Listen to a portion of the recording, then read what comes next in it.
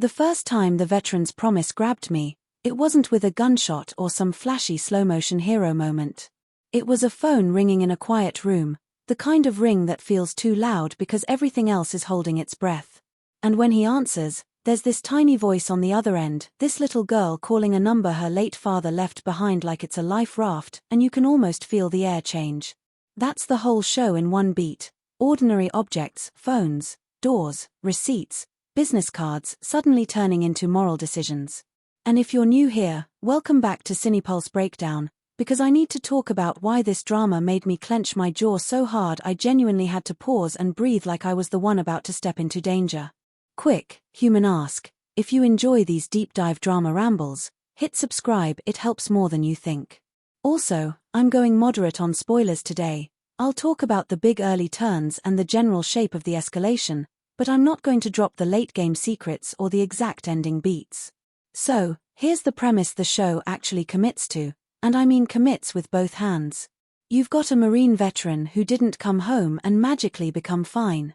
He builds a business from scratch, something practical, something that keeps his hands busy and his mind from circling the drain, and he makes it a place that quietly takes care of other soldiers too. Not in a sentimental we're a family corporate way, but in that blunt, been through it way. You show up, you work, you don't have to explain the look in your eyes when a car backfires. And then this kid calls. She's calling because her dad, who's gone, left a number behind. Which is already a gut punch if you've ever lost anyone and clung to a message like it could still keep them warm. And our veteran answers without hesitation. Not because he's chasing redemption points, not because he's a saint, but because he recognizes that kind of fear. He's fluent in it. What I loved right away is that the show doesn't treat his promise like a big speech. It's a reflex. It's muscle memory. And the camera language backs that up.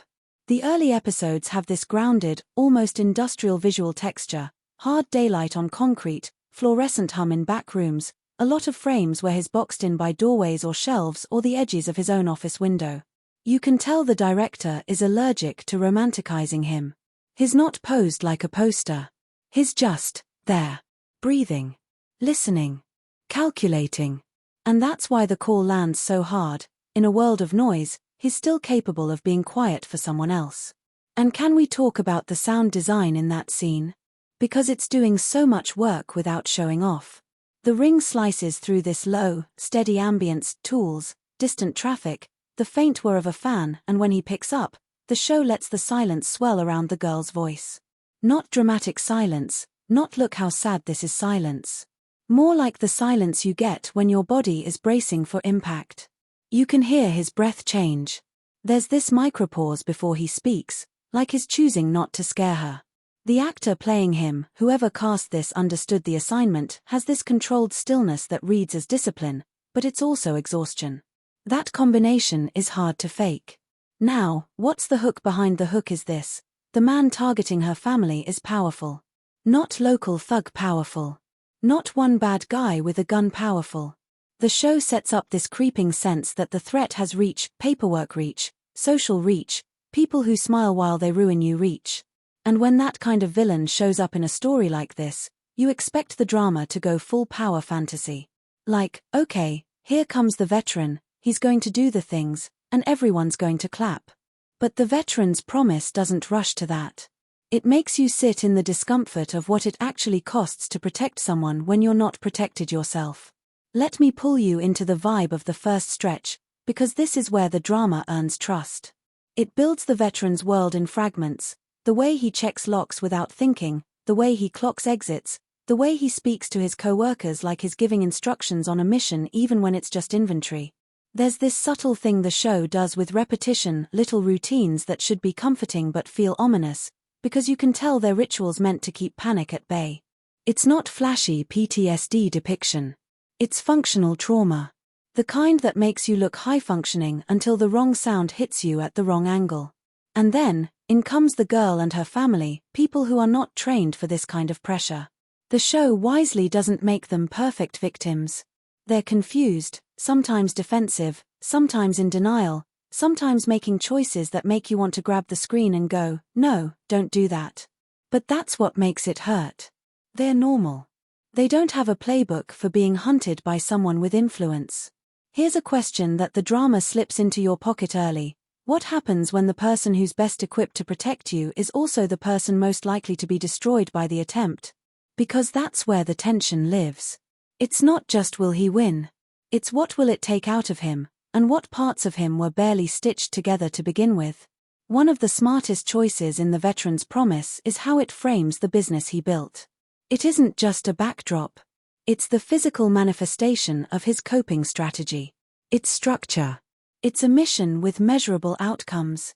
And when the threat starts bleeding into that space, phone calls that aren't customers, people showing up who don't belong, the atmosphere changing, you feel him losing a kind of control he depends on. I swear, there's this moment where the camera lingers on a simple thing, like a sign on a wall or a stack of forms, and you realize, stability is fragile. It's paper thin. And powerful men know exactly which papers to tear. And I have to admit something kind of personal here. I went into this expecting to enjoy it in a very surface way. I thought it'd be competent, maybe gripping, maybe a little formulaic. I did not expect it to make me emotional about the concept of being reachable. Because that's what the phone call is, right? A dead father making sure his kid can still reach someone. The idea that you can leave behind a lifeline. I don't know, maybe it hit me because we all have someone we'd call if the world turned sharp. And not all of us actually have that number. The show keeps that emotional thread alive without drowning in it. When the girl calls again, or when her family starts to rely on him in ways that feel too heavy, the veteran doesn't suddenly become dad. He doesn't claim them like a replacement family. Thank you, writers, for not doing that cheap thing. Instead, it's more complicated. It's responsibility mixed with distance.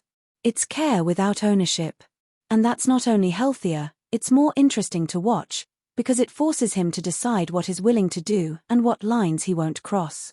And just when you start to settle into the rhythm, okay, protect the family, uncover the threat, escalate, The Veteran's Promise starts widening its lens. You see how power actually operates.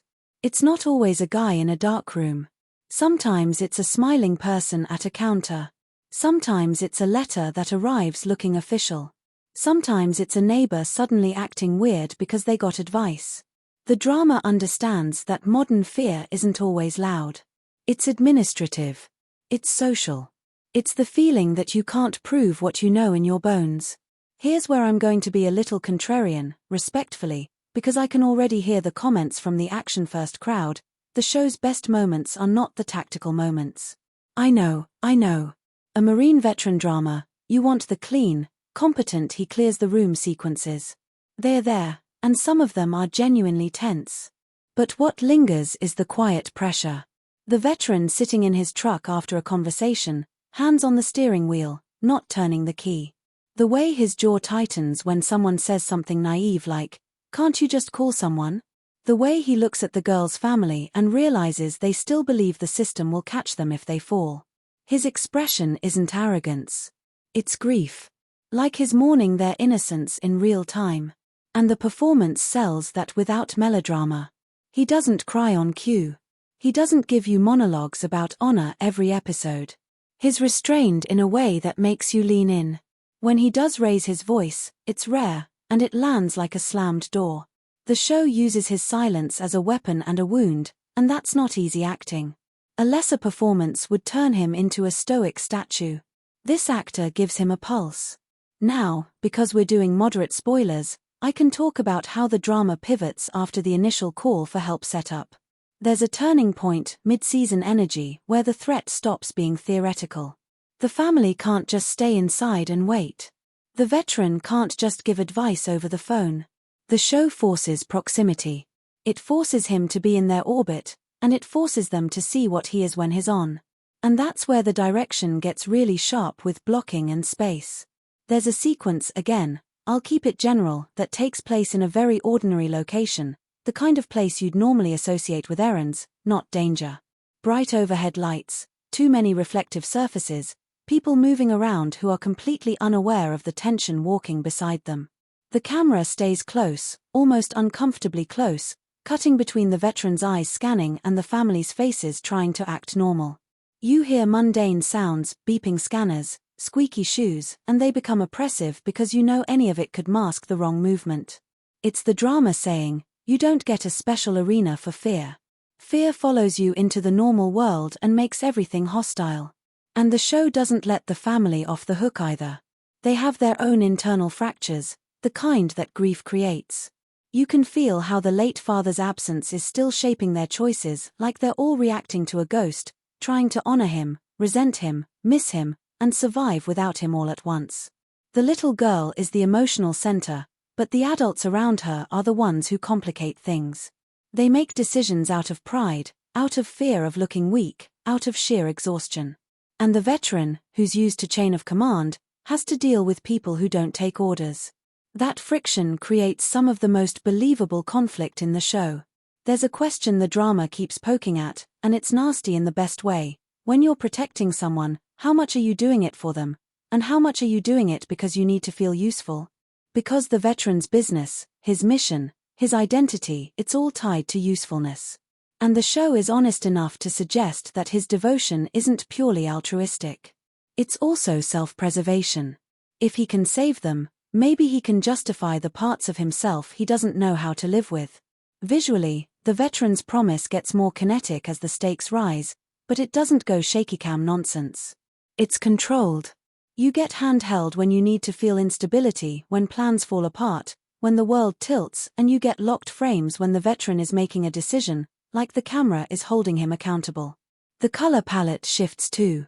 Early episodes have this dusty realism, warm browns, faded blues, sunlight that feels honest. As the powerful antagonists reach titans, the show cools down. More steel, more glass, more night interiors where faces are lit by screens and streetlights. It's subtle, but it works on you. And the antagonist, let's talk about him without pretending we know his entire playbook. What makes him scary isn't that he's constantly present. It's that he doesn't need to be. He has proxies. He has systems. He has the kind of power where he can smile and still ruin your life by lunchtime. The show understands that the most terrifying villain is the one who never looks like a villain to the public. He's the guy people defend because they've built their own comfort on his success. So when the family tries to explain what's happening, they sound messy, emotional, unreliable. And the veteran, with his bluntness and his history, doesn't exactly look like the most sympathetic messenger either. That dynamic creates a constant pressure cooker. The more he steps forward, the more he becomes the story. And the more he becomes the story, the easier it is for the powerful man to paint him as the problem. Here's where the writing surprised me. Instead of making the veteran invincible, it makes him limited. Not weak, limited. His skills don't solve everything. Being brave doesn't cancel bureaucracy. Being trained doesn't stop a smear campaign. And the show doesn't do that thing where every obstacle is solved with a punch. Sometimes the obstacle is, you need someone to believe you. You need someone to sign something. You need a door to open. And the veteran, for all his competence, can't force trust the way he can force a lock. There's a moment, one of those if you've been there, you feel it moments, where he's talking to someone who should help, someone in a position that is supposed to protect people. And the person is polite, smiling, saying all the correct words. But their eyes are already somewhere else, like they've already filed the whole situation under inconvenient. The veteran's face barely changes, but you can see the shift in him. That particular kind of rejection, the kind that comes wrapped in courtesy, lands deeper than a shouted insult. Because it tells you, you're alone, and the loneliness is official. If you're still with me, I want to make you lean in a little closer, because this is the point where the drama stops being just a thriller and starts being about a promise as a psychological trap. How do you keep a promise when keeping it will destroy the life you built to survive? The supporting cast around the veteran's business is one of the show's secret weapons. You get these fellow soldiers, co-workers, friends, people who speak in shorthand, who don't ask you to translate your pain into something palatable. And the show doesn't romanticize them either. Some are reliable. Some are impulsive. Some are carrying their own demons in ways that make them unpredictable.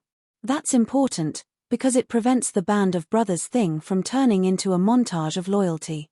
It's more like a messy network of people who are trying, failing, showing up anyway. And I appreciated that the drama makes room for humor without turning it into sitcom relief. It's the kind of humor you hear in high-stress environments, dry, slightly inappropriate, designed to puncture tension so you don't drown in it. There's a line, again, keeping it general, that's basically a coworker telling the veteran, in a blunt way, that he can't keep carrying every lost cause like it's his personal war. And it's said with this half-smile that's not actually a joke. It's care disguised as roasting. I laughed, and then immediately felt guilty for laughing, which is honestly the exact emotional whiplash this show is good at. Now, pacing. This is where I think some viewers will bounce, and I want to be honest. The Veteran's Promise is not a constant adrenaline drip. It has stretches where it sits in procedure, planning, checking, waiting, making calls, gathering information, trying to move pieces on a board where the other player owns the board. If you need something to explode every 10 minutes, you might get restless. But I'll defend this pacing choice, because it mirrors what the show is saying: real protection is mostly unglamorous. It's vigilance. It's paperwork. It's staying awake when your body is begging you to shut down. It's choosing not to escalate when your pride wants you to. That said, I do think there are moments where the show could have tightened. There are a couple of mid-run scenes where characters repeat the same emotional point in slightly different words, and I caught myself thinking, okay, we get it, move. But even in those moments, the actors keep it watchable, because they play subtext. The veteran will say one thing and his eyes will say another. The family member will insist they're fine while their hands shake. That's the kind of acting that saves a scene. And the music, let's give the composer their flowers. The score doesn't try to bully you into feeling. It's restrained, often built on low pulses, sparse piano, and textures that feel like distant thunder rather than a full storm. When the show does go louder, it tends to do it at moments of decision rather than action, which I actually find more effective. Action is loud on its own. Choice is where music can crack you open.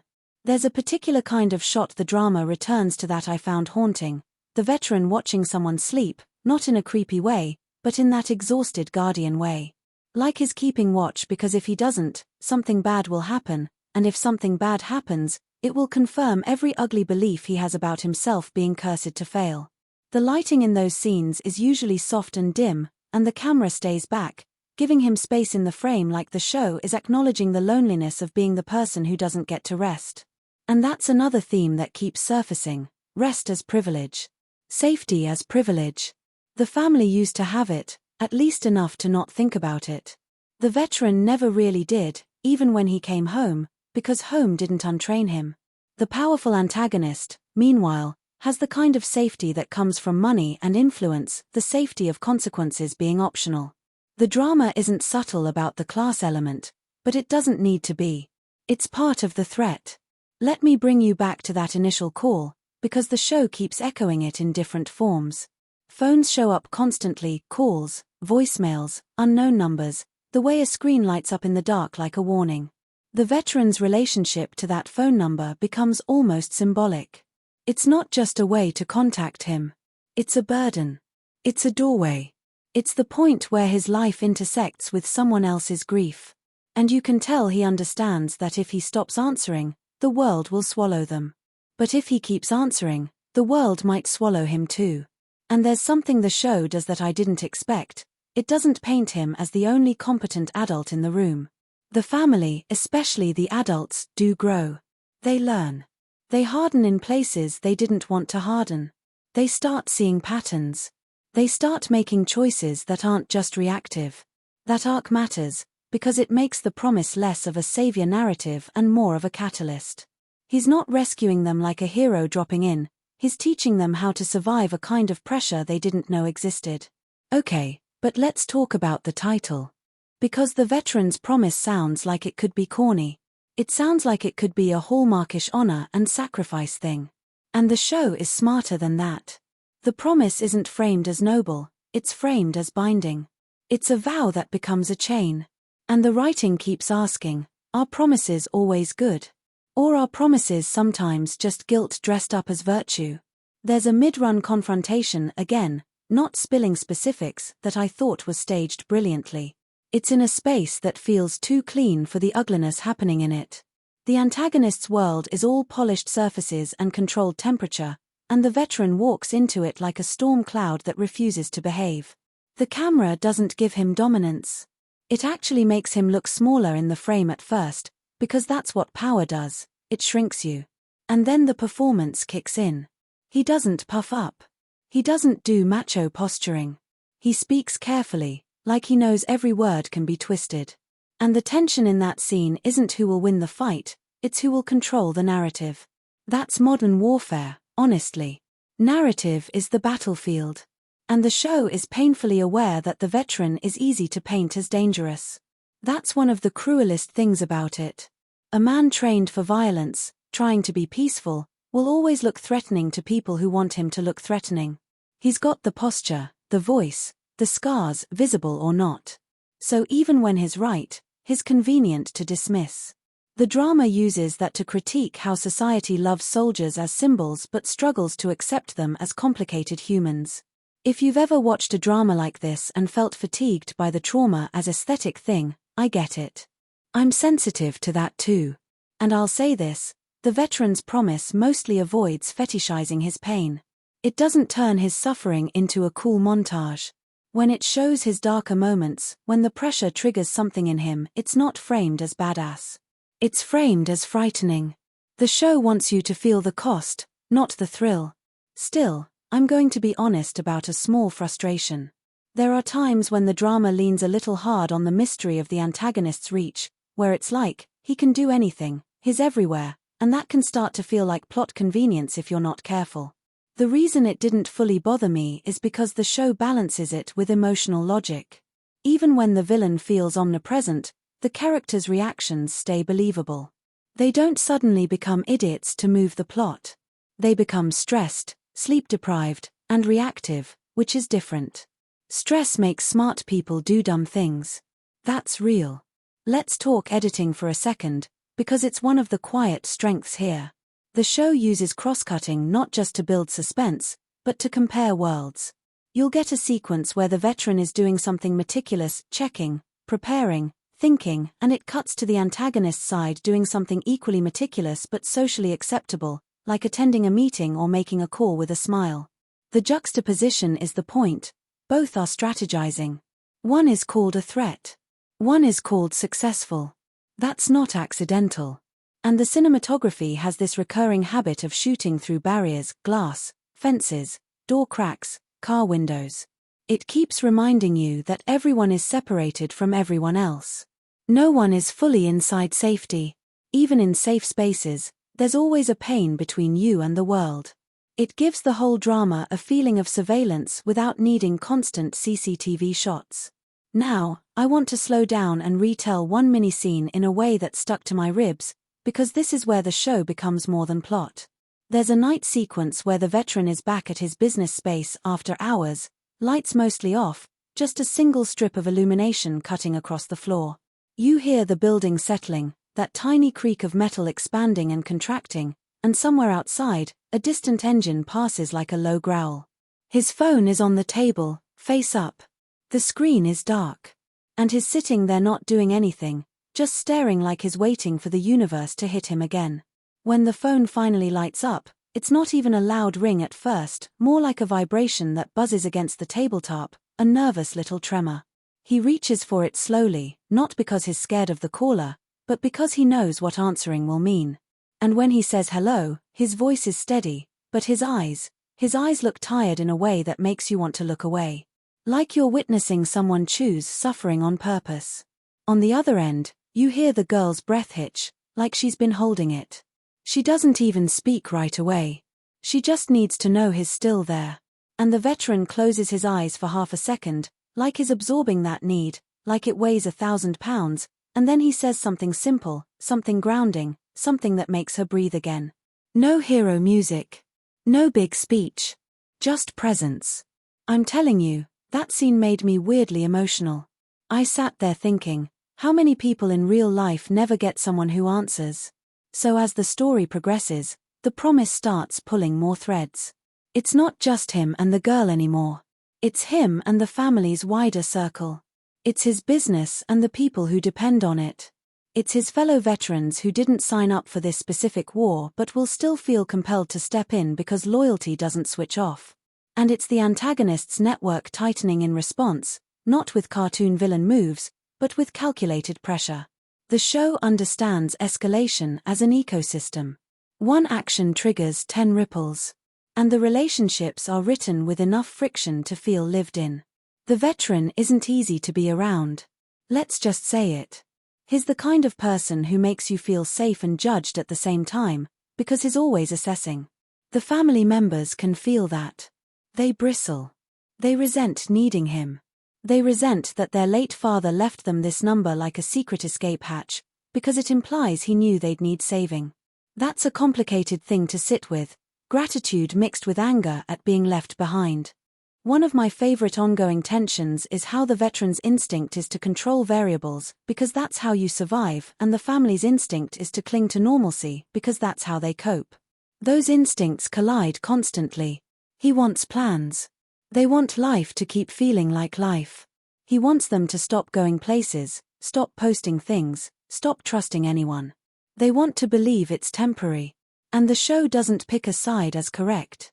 It shows the cost of both. Hypervigilance will keep you alive, but it also steals your humanity. Denial will keep you sane, but it also puts you at risk. Pick your poison. Here's another little rehook for you. The drama quietly asks whether protection can become possession, even when you don't mean it to. And watching the veteran navigate that line is where the writing gets uncomfortably good.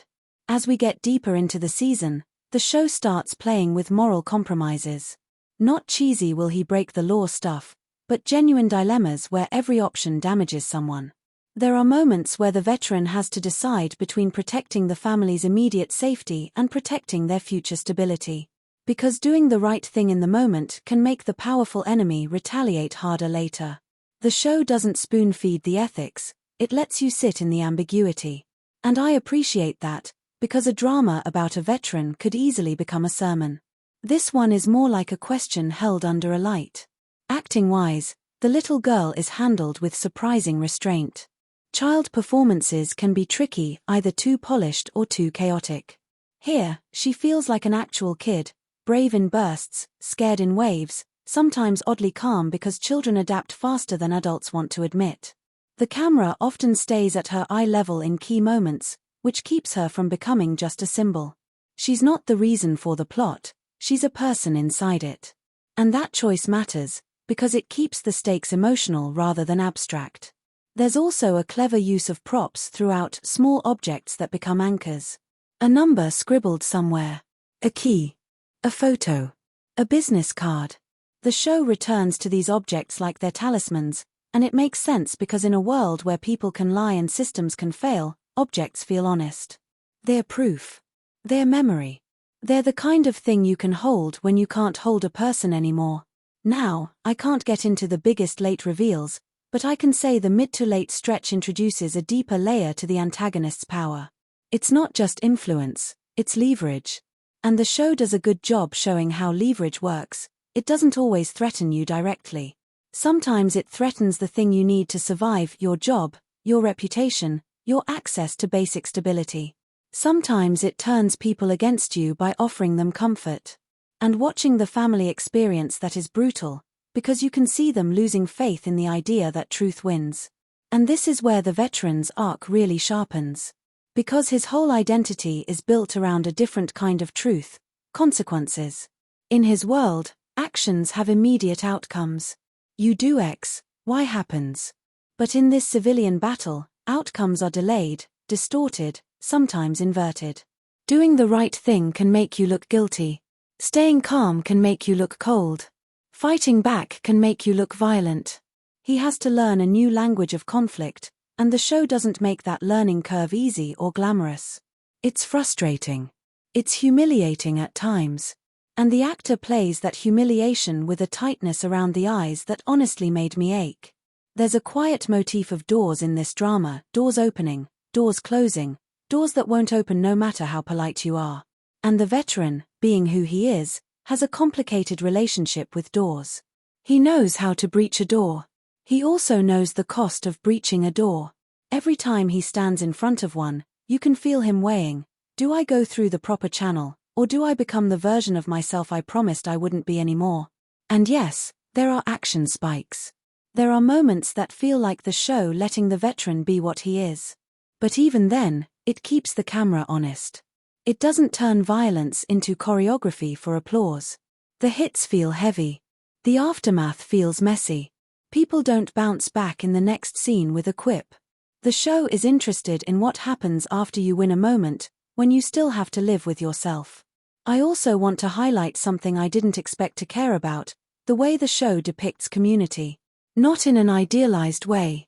In a fragile way. The business the veteran built is a micro-community. The family's neighborhood is a different kind. The antagonist's circle is a third. And the drama keeps showing that communities can protect you, but they can also be turned. Gossip becomes weaponized. Silence becomes complicity. And sometimes the people you think will step up, don't. That's a hard thing to watch, because it's uncomfortably realistic. One more self-aware aside before we go deeper. I kept catching myself trying to solve the show like it was a puzzle, like, okay, what's the smartest move here, what would I do? And then I realized that's exactly what the drama is critiquing. It's critiquing the fantasy that smart moves guarantee safety. Sometimes safety depends on whether the person hunting you gets bored. And that is a horrifying thing to admit, even in fiction. As the tension builds, the family's grief starts resurfacing in unexpected ways. They're not just scared, they're grieving again, because the danger makes the father's absence louder. It makes every memory sting. And the show uses flashbacks sparingly, thankfully, so when it does reference the late father, it feels earned, not manipulative. You start to understand why he left that number. Not as a plot device, but as a last act of care. He couldn't stay, but he could leave a bridge. And the veteran, who probably doesn't like being anyone's bridge, becomes one anyway. Now, let's talk craft. The dialogue is mostly grounded, but it has these occasional lines that cut clean through everything. Not quotable in a tweet this way, but in a "I've heard someone say that in real life" way. The kind of line that reveals a character's worldview in one breath. The veteran has a few of those. The family has a few. And the antagonist's side, when they speak, often uses language that's smooth and nonspecific, like corporate fog. That contrast is intentional. Plain speech versus polished evasion. And you can feel how exhausting it is to fight someone who never says anything you can grab. One of the strongest emotional beats in the mid-stretch is when the veteran's business, his sanctuary, starts to feel compromised. There's a scene where he walks through the space and you can tell he's looking at it differently, like it's no longer neutral ground. The camera tracks him from behind, keeping him centered but small, and the sound drops out in this way that feels like his mind going distant. That's the show telling you, he's losing his safe zone. And for someone like him, losing the safe zone is not just inconvenient. It's existential. Here's the next little tension pivot I want you to hold on to. The drama starts hinting that the promise might require the veteran to choose between being a protector and being a stable person. And those two identities don't always coexist. I want to linger on the veteran's relationships with other veterans for a second, because this is where the show's heart shows up. There's an unspoken understanding between them that's portrayed through behavior more than dialogue. One guy will show up without being asked. Another will pretend he's there for a practical reason, but you can tell he's really there because he heard the veteran's voice sounded off. They'll share a look that communicates, "You're not okay," without forcing a confession. This is the kind of emotional literacy that comes from surviving together, and the drama respects it. It doesn't turn them into therapy props. It shows them as people who know how to help in the ways they're capable of helping. But it also shows the limits. Sometimes they encourage his worst instincts. Sometimes loyalty turns into escalation. Sometimes the "we take care of our own" mindset starts to blur into "we can handle anything ourselves," which is not always true. The show quietly critiques that too, and I appreciated it, because it would be easy to just glorify the warrior bond without examining the shadow side. And then there's the family's perspective, which often feels like being caught in a storm you didn't pack for. The writing gives them moments of courage that aren't about fighting. Sometimes courage is telling the truth when it will cost you. Sometimes it's admitting you're scared. Sometimes it's letting someone help you even when pride is screaming. The show doesn't always make those choices pay off immediately, which is what makes them feel real. The antagonist's presence grows more personal as the story goes on, not necessarily because he's physically closer, but because the consequences become intimate. The threat isn't just bad things might happen. It's your life can be rewritten.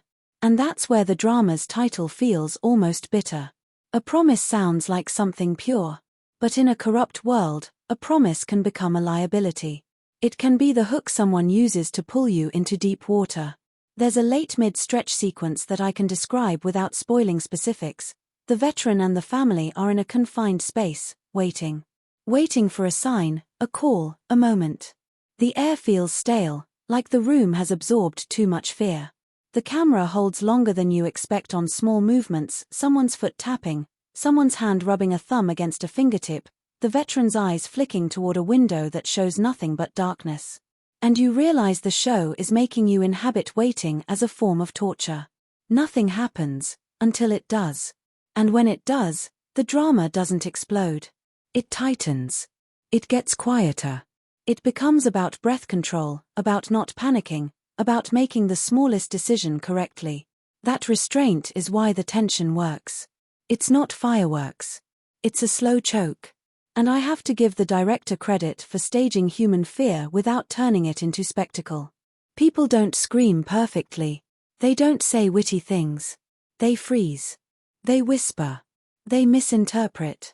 The veteran doesn't magically know everything, he guesses and hopes. That's so much scarier than the invincible protagonist version. At this point, you might be wondering, does the show ever let you exhale? Yes, but not often, and when it does, it uses those breaths to make you feel what's at stake. There are tender moments that aren't romanticized, like the veteran sharing something small about himself, not a big trauma dump, just a detail that makes him human to the family. Or the girl doing something kid-like that briefly interrupts the doom. And those moments are dangerous, narratively, because they make you care more. They make you imagine a future where this all calms down. And then the show reminds you, powerful people don't like loose ends. One more thing I loved, the drama's refusal to simplify the concept of power. The antagonist isn't powerful because he's smarter than everyone. He's powerful because systems are designed to protect people like him. He knows which levers to pull, and he has patience. And the veteran, for all his discipline, is fighting on a timeline that's fueled by urgency and emotion. Protect the girl now. Keep the family safe now. Survive the week. That mismatch creates a constant disadvantage, and the show doesn't pretend otherwise. Now, I'm going to stop here for the moment, not because I'm out of things to say, trust me, but because the next stretch is where the drama's character psychology really starts doing dangerous, interesting things, and I want to slide into that carefully, especially with the spoiler balance we're keeping. The next major beat is where you start seeing what the promise is doing to the veteran's sense of self, and how the family's dependence begins to shift from gratitude into something heavier, something that can fracture people if they don't name it out loud, and the way the show frames that shift is so quietly unsettling that it deserves the space to really sit in your chest first, because once that dependence starts to solidify, the atmosphere changes. It's not just thank you for helping us. It becomes what are we supposed to do without you? And the veteran hears that, and you can almost see the old wiring in him spark to life, this reflex that says, if they fall, it's on me. The show is really good at letting you catch that transformation in tiny physical tells. His shoulders sit a little higher, like he's bracing against an invisible weight. He sleeps less, but he also stops admitting he's tired. He starts answering questions before they're fully asked. And the family, without meaning to, starts outsourcing their courage to him. It's not malicious.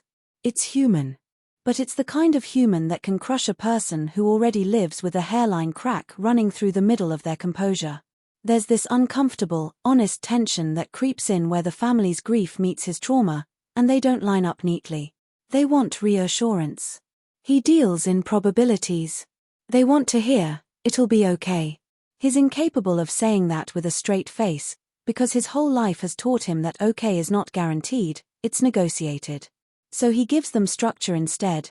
Do this, don't do that, keep your phone charged, don't separate, don't trust anyone who suddenly gets friendly. And you can see how that starts to feel controlling from their side. Especially when they're already feeling stripped of control by the antagonist. It's like being trapped in a storm and then being told exactly how to hold your umbrella, down to the angle of your wrist. And I loved that the drama doesn't let you settle into a clean moral reading of it. It would be easy to make the family ungrateful, or to make him a flawless protector who's just doing what has to be done.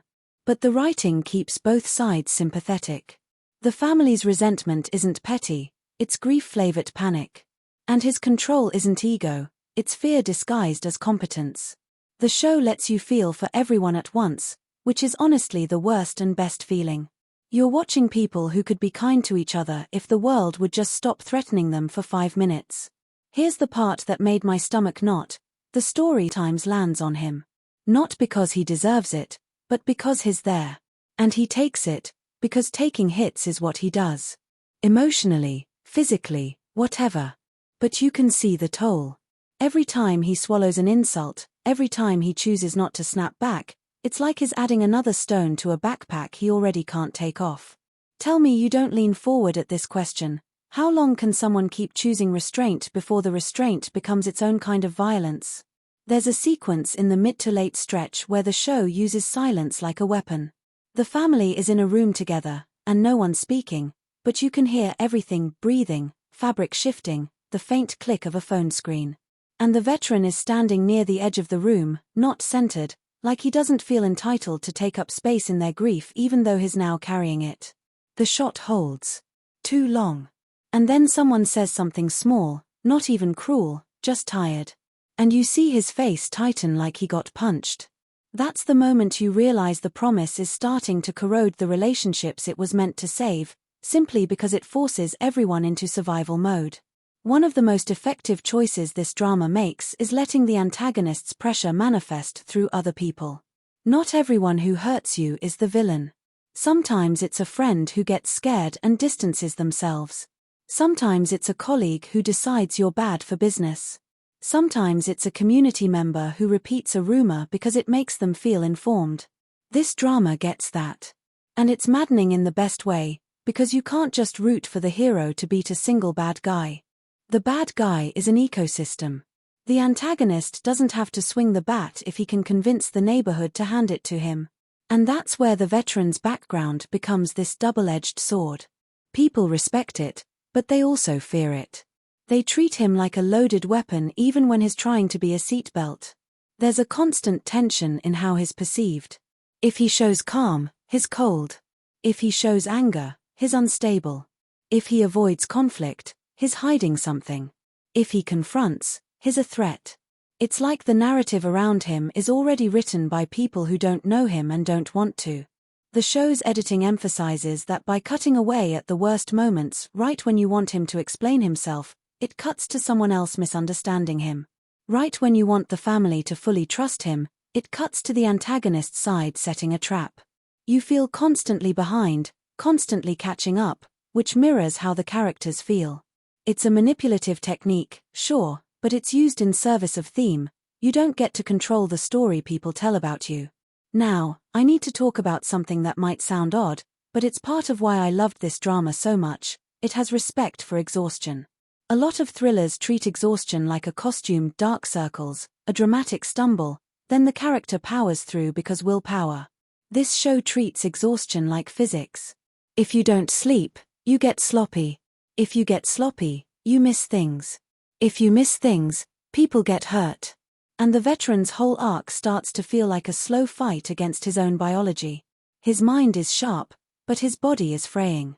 The show shows him drinking water like it's a chore. It shows him sitting down and looking like standing up is going to cost him. It's not glamorous, and that's exactly why it works. There's a moment, small, but it hit me, where he's about to walk into a situation and he pauses to steady his breathing. Not panic breathing. Controlled breathing. The kind of technique you learn when your body wants to bolt but you need it to obey. And I felt this weird wave of emotion watching it, because it reminded me that strength is often just someone managing their fear privately so they can be useful publicly. And I don't know, maybe that's why I connected. I've had periods in my life where I looked fine to everyone, But inside I was doing that exact thing, breathing carefully so I could keep functioning. Seeing it portrayed without melodrama. Yeah. That got to me. And because we're keeping spoilers moderate, I'm going to dance around specifics, but the drama does introduce a key turn where the veteran is forced to acknowledge that protecting the family might not be something he can do on the side. It starts to consume his whole life. And the show doesn't treat that as noble. It treats it as dangerous. You start to see the veteran making choices that are, frankly, self-destructive. Not because he wants to die, but because part of him doesn't know how to live without a mission. That's the tragedy humming under the plot. The promise gives him purpose, and purpose can be its own addiction. So when the narrative starts presenting him with opportunities to step back, to hand the situation to proper channels, to let someone else take the lead, he can't. Or he won't. And the drama does a good job making that refusal feel emotionally inevitable rather than plot stupid. Because it's not that he thinks he's the only one capable. It's that he's terrified of what happens if he lets go. Letting go means trusting. Letting go means admitting he's not in control. And if you're someone who survived by controlling variables, trusting feels like stepping off a cliff. Let me throw you another hook, because this is where it gets really interesting. The show starts asking whether the promise is saving the family, or keeping the veteran trapped in the one role he knows how to survive inside. There's also a really smart use of contrast in how spaces are filmed. The family's spaces are cluttered, lived in, full of soft textures, blankets, toys, mismatched furniture. Even when they're in danger, the environment screams home. The antagonist's spaces are sleek, minimal, curated, like a showroom. Even when he's being polite, the environment screams control. And the veteran is often filmed in transitional spaces, hallways, parking lots, stairwells, doorways. He's the bridge between worlds. He doesn't fully belong in the family's softness because he brings danger with him, but he also doesn't belong in the antagonist's polish because he refuses to be owned. That in-between framing is doing psychological work. He's not at home anywhere. And the drama's pacing choices in this stretch, again, some viewers might complain, are intentionally claustrophobic.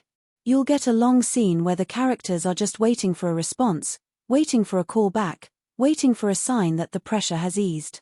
And the longer you wait, the more you understand that this kind of threat is not a single event. It's a lifestyle imposed on you. You become the kind of person who can't relax. You become the kind of person who hears footsteps in your sleep. That's the horror. The show doesn't just want to scare you. It wants to show you what ongoing fear does to identity. Now, acting shout-out, because someone in casting deserves a raise. The family's adult performances are layered in a way that avoids the usual hysterical mom or useless relative stereotypes. They're flawed, yes. They argue, yes. But you can see the love under the panic. There are scenes where an adult family member tries to be brave in front of the little girl and fails in the smallest ways, a voice crack, a forced smile that collapses the second the kid turns away. Those micro-moments make the whole thing feel less like a plot mechanism and more like a story about people. And the veteran's performance continues to carry this tension between gentleness and readiness. He can speak softly to the girl, then pivot to a hard-edged command voice without seeming like two different characters. It feels like the same person shifting gears. And that's not easy. A lot of actors will play soft as weak and hard as loud. This actor plays soft as intentional and hard as contained. Like he's always choosing, always managing. There's also an interesting moral ambiguity in how the show depicts help. The veteran is helping the family. But the family is also, in a strange way, helping him. They're giving him a reason to stay present. They're anchoring him to a civilian reality that isn't just about survival and brotherhood and duty. And that sounds wholesome, but the drama doesn't let it stay wholesome. Because using a family as an anchor is risky. If something happens to them, what happens to him? If the promise fails, does he collapse? The show plants that fear in you without announcing it. And the antagonist, being who he is, understands that leverage isn't just physical. It's emotional. If he can't break the veteran with violence, he'll try to break him with responsibility. He'll make the cost of caring too high. He'll make it so the veteran has to choose between saving the family and saving his own people. And that's where the plot gets really tense, Because now it's not protect them from him. It's protect everyone from the ripple effects. There's a late mid-stretch confrontation, still staying vague, where someone from the veteran's world calls him out. Not cruelly, but with this exhausted frustration that feels earned. Basically, you're dragging us into something we didn't consent to, and you're doing it because you can't stop yourself. And watching the veteran absorb that is brutal, because you can see that he knows it's true, but he also knows he can't undo it. The promise has already changed the shape of his life. And when the show lets him sit with that guilt, it doesn't give him a cathartic release. It just lets the guilt sit there, like a stone in the stomach. That's another thing the veteran's promise does well. It doesn't hand out emotional relief like candy. When it gives you warmth, it's brief and a little bittersweet. When it gives you triumph, it's incomplete. Even the wins feel like they come with a receipt you'll have to pay later. That might sound like I'm describing a miserable watch, but it's not miserable. It's just honest about the cost of conflict with power. And I know someone is going to say, okay, but is it entertaining? Yes. Because the show understands rhythm. It knows when to tighten and when to let you breathe. It knows how to end scenes on a look rather than a cliffhanger line. It knows how to let you sense a shift before it tells you what the shift is. There's a craft confidence here that I really enjoyed. It doesn't feel like the writers are panicking. It feels like they know the emotional map. Here's a small, lightly funny thing that made me grin in the middle of all this tension. There's a moment where someone tries to give the veteran generic self-care advice: sleep, eat, take a break, and his expression is basically, wow. Revolutionary. Nobody has ever suggested that to me in the history of fatigue. And the way the actor plays it is so dry, so minimal, that it becomes a little pressure valve for the audience. Not a joke that undercuts the stakes. A joke that reminds you these are humans. And humans, even in crisis, can still roll their eyes. Now, a contrarian take number 2, because I can already imagine the discourse. I actually don't think the antagonist needs to be more developed in the traditional backstory sense. I've seen people demand that villains have childhood trauma episodes and monologues about why they're evil. And sometimes that's great. But in this story, the villain functioning as a system more than a psyche makes thematic sense. The point isn't his feelings. The point is what unchecked power does. The show gives you enough of his personality to make him unsettling, his composure, his ability to make cruelty sound like reason, but it doesn't hand you a neat explanation you can digest. And honestly, that makes him scarier. Because in real life, powerful people don't always have dramatic origin stories. Sometimes they just have permission. That said, the show does sprinkle in little details, gesture, tone, the way he speaks to people beneath him that reveal character without a flashback. Like how he can say something that sounds generous but has a blade hidden in it. How he can compliment someone while making it clear they're replaceable. And the actor playing him, again, I'm not naming names because we're staying inside what we have, plays him with this controlled warmth that never reaches his eyes. It's the kind of performance that makes you feel dirty after a scene, like you've been in a room with someone who's smiling while measuring your worth. As the drama approaches its later stretch, it starts bringing the themes into sharper focus: duty versus choice, protection versus control, promises versus boundaries. The family begins to realize that the veteran can't be their whole plan. They start pushing back in ways that are messy and sometimes ill-timed, but necessary. And the veteran has to confront something that a lot of protector characters never have to confront: the fact that the people you're protecting are not objects. They have agency. Even when their agency makes them vulnerable. Even when it complicates your strategy. And there's a scene where the veteran has to let someone make a decision he disagrees with. He can advise, he can warn, he can argue, but he can't force. And watching him sit with that is excruciating, because you can see the war inside him. His training screams control the situation. His humanity screams respect them. And the show doesn't treat his struggle as macho. It treats it as someone trying not to become a tyrant in the name of safety. Let me pull you in again with a question that haunted me while watching. If you save someone by taking away their freedom, did you save them?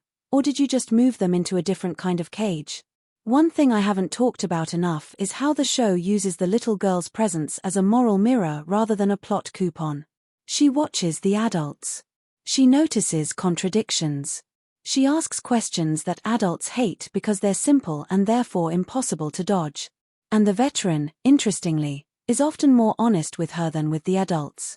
Not brutally honest, he's not dumping fear on a kid, but honest in a way that respects her intelligence. He'll tell her what she can do. He'll give her a job, a role, something that makes her feel less helpless. And that's a delicate writing line, because you don't want to turn a child into a little soldier. The show mostly avoids that by making her job about grounding, not fighting. About remembering details. About staying close, about speaking up when something feels wrong. It's empowerment without militarization.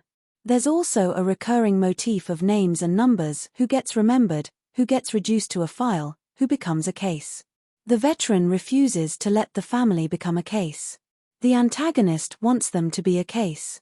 And the show keeps showing you how dehumanization is step one in any abuse of power. If you can turn people into paperwork, it's easier to crush them. Now, if I had one critique in this stretch, because even when I love something, I'm not going to pretend it's perfect, it's that the show occasionally leans a bit too hard on convenient near misses. You know what I mean, the characters are almost caught, almost trapped, almost exposed, and they slip away. It's effective for tension, but used too often it can start to feel like the drama is afraid to commit to consequences. The reason I'm not harsher on it is because when consequences do land, they land emotionally. The show does not treat fear like a reset button. Even the near misses change people. They leave residue. And that residue accumulates. And the residue shows up in the veteran's demeanor. He becomes sharper, more irritable. Not cartoon angry, more like his patience gets expensive. He has less tolerance for small talk. He starts snapping at people who don't deserve it, then catching himself. There's a scene where he apologizes in a way that feels unfamiliar to him, like he's forcing the words out because he knows they matter. And that apology isn't treated as a big growth moment. It's treated as one more thing he's trying to do right in a situation designed to make him fail. The family, too, starts changing in ways that feel heartbreakingly accurate. They start having normal conversations that derail into logistics of survival. They start second-guessing strangers. They start hiding their phones. And the little girl starts doing that child thing where she tries to be easy so adults don't break. If you've ever been around a kid in a household under stress, you know that vibe. The kid becomes too quiet. Too considerate. It's devastating. And the show captures it without a big music swell. It just lets you notice it and feel sick. As the plot continues, the veteran's business becomes more than a workplace. It becomes a symbol of what happens when you try to build something good in a world that rewards the opposite. He built it to care for soldiers, to offer structure and income and maybe dignity. And now it's being threatened because he chose to answer a phone. That's such a cruel irony, and the show knows it. The promise is an act of humanity, and humanity becomes the vulnerability that gets exploited. That's the thesis, basically. And it's around here that the show starts getting really confident with its visual metaphors. You'll see reflections more often, faces in mirrors, faces in windows, faces in dark screens. It's like everyone is watching themselves become someone they didn't plan to become. The veteran is watching himself become more dangerous. The family is watching themselves become more suspicious. The antagonist is watching himself remain untouched. And that imbalance is infuriating, which is exactly what the show wants you to feel. Here's the next tension pivot. The drama begins teasing that the promise might not be just about protecting the family from the antagonist, but about confronting what the veteran has been running from since he came home. Because when you strip away the chase and the power games, the veteran's core wound isn't simply trauma. It's isolation. It's the belief that he can only connect through duty. That he's only valuable when he's useful. And this family, by needing him, is both validating that belief and offering him a chance to challenge it. But challenging it would require him to accept care that isn't earned through sacrifice. And he doesn't know how to do that. The show doesn't solve that neatly. It just puts him in situations where he has to either evolve or break. And the directing keeps reinforcing that with how often he's framed alone even when he's surrounded by people. You'll get a group shot where the family is clustered together, other veterans are clustered together, and he's slightly apart. Not rejected, self-separated. Like he's always on the perimeter. Always on watch. Always ready to step out of the circle if things go wrong. It's protective, but it's also lonely. And after a while, you start to feel the sadness of it. Because being the watcher means you don't get to be held. There's a moment that felt like a punch to me again, Staying General, where the girl says something innocently affectionate, something that implies she trusts him in a way children don't fake. And you see the veteran's face soften, just for a second, and then harden again like he's afraid of what that softness could cost. And I'm not kidding, that got me. I had that feeling of, oh no. He's letting them in. And in this kind of story, letting people in is both the point and the danger. The show's use of night scenes deserves another mention too, because it's not just night equals scary. The night scenes often feel like confession time. People say what they won't say in daylight. People reveal fear in whispers. The veteran's insomnia becomes a setting. And the lighting is often practical lamplight, streetlight, the glow of a phone screen, so it feels intimate, like we're eavesdropping rather than being presented with drama. That intimacy makes the emotional stakes sharper. Now, I'm going to keep going, but I want to pause for 1 second and acknowledge, if you're watching this as a newcomer, you might be thinking, isn't this all a bit heavy? Yeah, it is.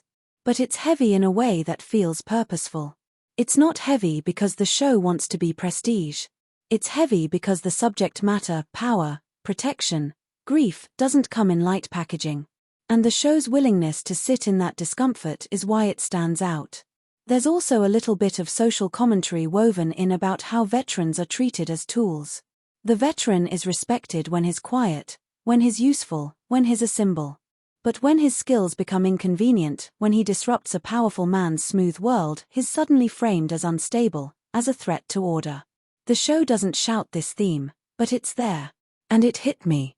Because it's one of those truths that feels obvious and still gets ignored. As the plot threads tighten, the family is forced into decisions that would normally be unthinkable. Do you run? Do you stay? Do you fight publicly or disappear quietly? The veteran advocates for strategy, but the family's emotional reality keeps colliding with his logic. And the show keeps making you feel the cruelty of that collision. Because logic doesn't comfort a grieving mother at 2 a.m. Logic doesn't stop a child from missing her father. Logic doesn't erase fear. It just organizes it. And just when you think the story is going to lock into a predictable pattern, threat, counter, it throws in a relational fracture that changes the emotional temperature. Someone loses trust. Someone feels betrayed. Someone makes a choice that feels like abandonment. And the veteran is forced to confront a painful truth: you can't protect people into loving you. You can't earn trust through sheer effort if the other person is drowning in their own grief. That's a brutal lesson for someone who's built his whole identity around earning. Let me rehook you again, because this is where the drama gets dangerous in a good way. What happens when the veteran starts believing the only way to keep the promise is to become the kind of person he swore he wouldn't be anymore? You start seeing him consider options that feel like crossing lines. Not in a cheesy dark hero way, but in a tired, pragmatic way. Like, if the system is corrupt, do I play outside it? If the antagonist has infinite leverage, do I hit back where it hurts? And the show is careful here. It doesn't glamorize the temptation. It shows it as a slippery slope. It shows how easily protecting can become punishing. And the veteran's internal conflict is written with enough restraint that you can feel it simmer rather than explode into a speech. There are also moments where the family pushes him toward escalation without realizing it. They'll say things like, do something, because they're terrified. And he hears do something like a command. Like permission. Like a trigger. And that's terrifying, because it means their fear can accidentally unlock his worst instincts. The show isn't blaming them. It's showing how fear spreads through a group and changes everyone's behavior. And I have to mention the way the show depicts the veteran's promise as something almost sacred and almost toxic at the same time. Sacred because it's rooted in love for his fellow soldiers, love for the idea of not leaving people behind, love for a dead man's last request. Toxic because it doesn't come with boundaries. And if you've ever been the kind of person who keeps promises at your own expense, you probably felt this too. At some point, keeping the promise becomes less about the person you're helping and more about proving something to yourself. Proving you're not a failure. Proving you're still good. Proving you can save someone this time. And the show refuses to let that be purely noble. It makes you uncomfortable with it, in a way I really respect. At this point in the story, the stakes have widened. The antagonist is no longer just targeting the family. The ripple effects have reached the veteran's circle.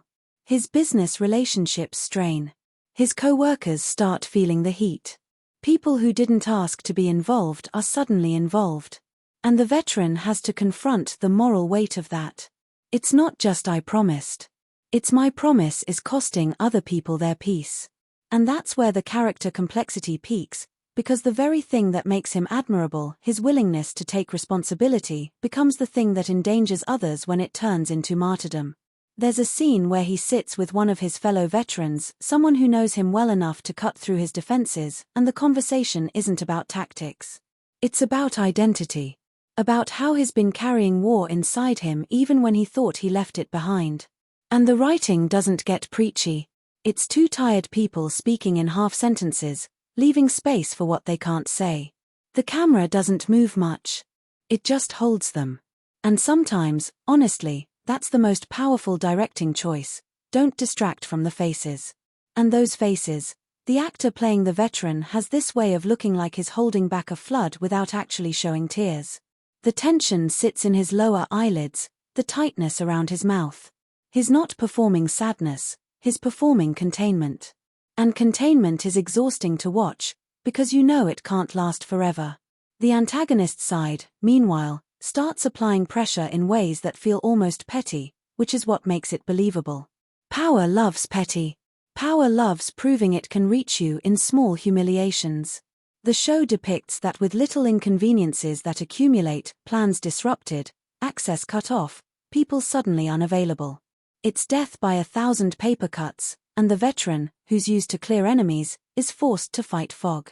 Now, I'm going to keep going, but I'm going to stop this stretch at a natural point because the next beat is where the drama leans into one of its most intense turning point confrontations, and I want to walk into that moment with the right pacing, because the way the show stages it, through sound, through spatial tension, through the way the veteran's voice changes when he realizes he's being cornered emotionally, not physically, is one of the reasons the later half hits so hard, and I want to give that sequence the room to breathe before we step into it head on.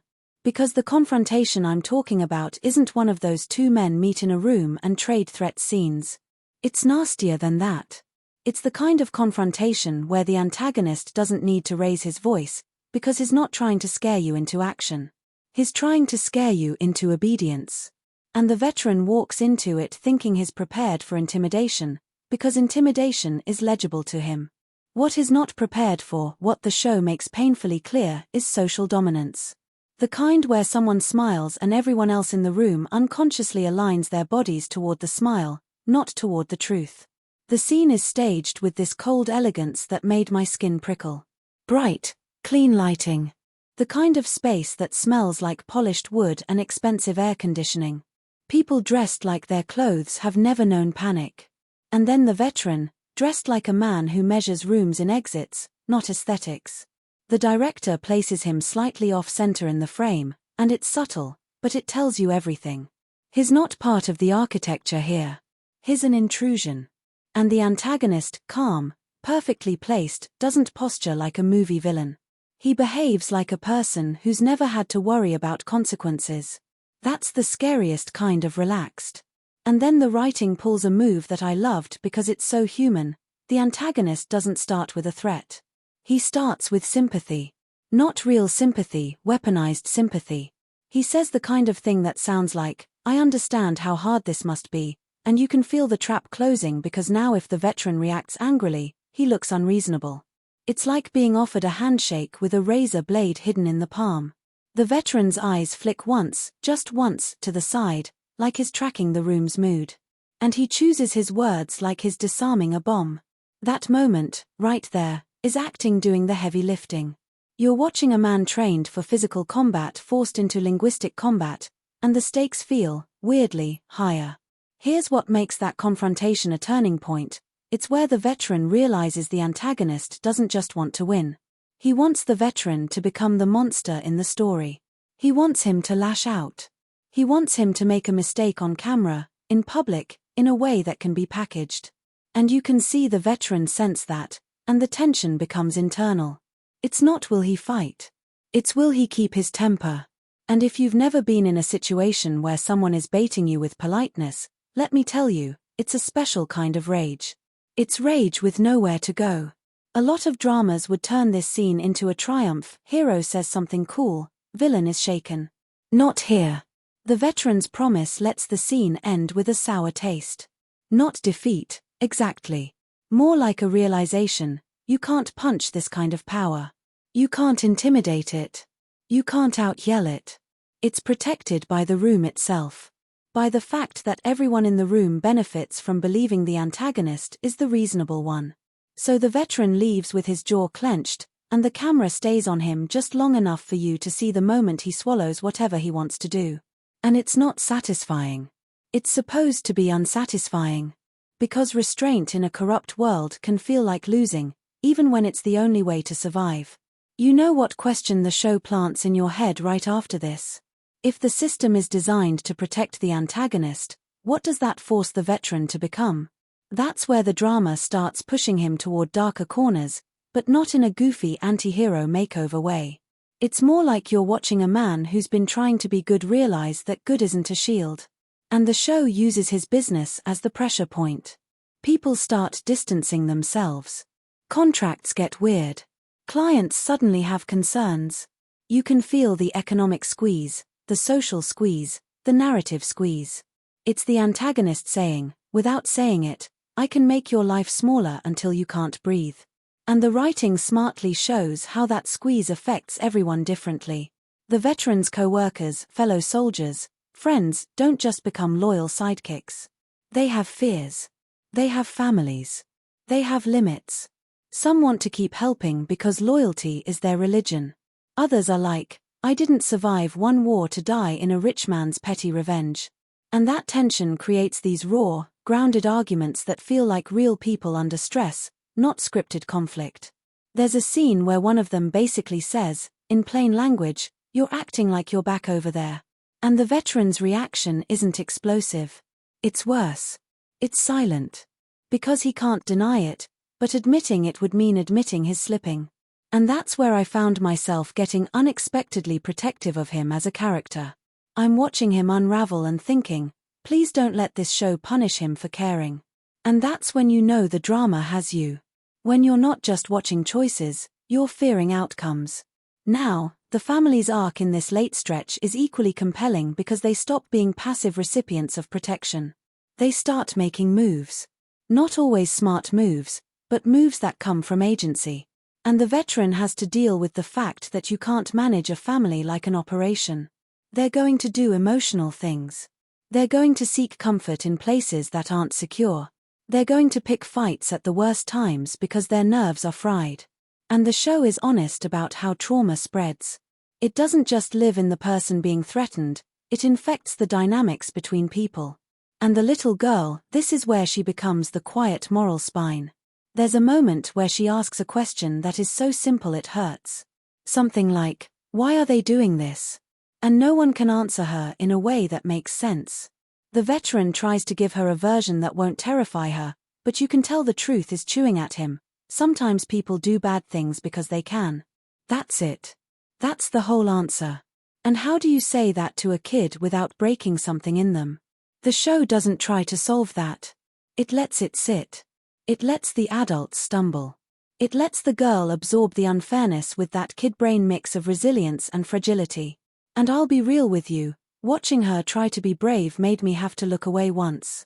Not because it was manipulative, but because it was too recognizable. There's something about a child learning that the world can be cruel for no reason that hits a nerve you didn't know was exposed. Here's a rehook that kept me glued. The show starts teasing that the wrong soldier's family line isn't just a badass tagline. It's a warning about what happens when a man who has been trying to be peaceful is finally convinced peace won't protect anyone. And that's where the direction shifts again. You start seeing more night exteriors, more shadows, more scenes lit by practical sources that create harsh contrast. It's like the show's visual language is saying, we're entering a moral twilight. The editing gets a little tighter, more urgent, especially in sequences where the veteran is planning or reacting. But it still avoids that frantic, incoherent style. You can always understand geography, which sounds basic, but it's a skill. It means the director trusts tension more than confusion. And the sound design, this is where it becomes almost tactile. The show starts emphasizing small noises, the click of a lighter, the creak of a floorboard, a car door closing too softly, a phone buzzing on a countertop. It trains you to flinch at normal sounds. And that's exactly what the characters are experiencing. Hypervigilance isn't loud, it's sensitivity. It's being unable to ignore what other people tune out. There's a particular late stretch sequence that's basically a masterclass in sustained dread. The veteran is moving through a space he should know well, somewhere he's been 100 times, and the show films it like a maze. The camera stays behind him, slightly low, so you're always looking up at door frames and corners. The lighting is uneven. You can't see into some areas fully. And the music doesn't swell, it's barely there, more like a pulse you feel in your teeth. He pauses, listens. You hear nothing. Then you hear something. And the way the actor's body changes in that split second, shoulders tense, head tilts, breath shallow, tells you he's in that mode where training takes over. But here's the genius part. The show doesn't immediately pay that off with action. It keeps you waiting. It makes you sit in that pause. It makes you understand that fear isn't just the moment something happens, fear is the moment before, when your brain is writing 10 different disaster scenarios at once. And I swear I was holding my breath like an idiot, sitting on my couch like I was on watch with him. Now, moderate spoiler boundary, so I'm not going to tell you exactly what happens in that sequence. But I can say this, it's one of those moments where the veteran's control slips, not in a big rage monster way, but in a human way. He makes a call. He commits to a path. And you can feel that this is the point of no return in terms of how far he's willing to go to keep the promise. The show doesn't glamorize it, but it doesn't condemn him either. It just shows you the reality. When you're cornered by power, sometimes your choices get ugly. And that's where the drama's themes about masculinity and protection become really interesting. Because the veteran's promise isn't saying men should be tough or men should be gentle. It's saying, the protector role is a trap if it's the only way you know how to love. And watching the veteran realize that, slowly, painfully, is the emotional engine of the back half.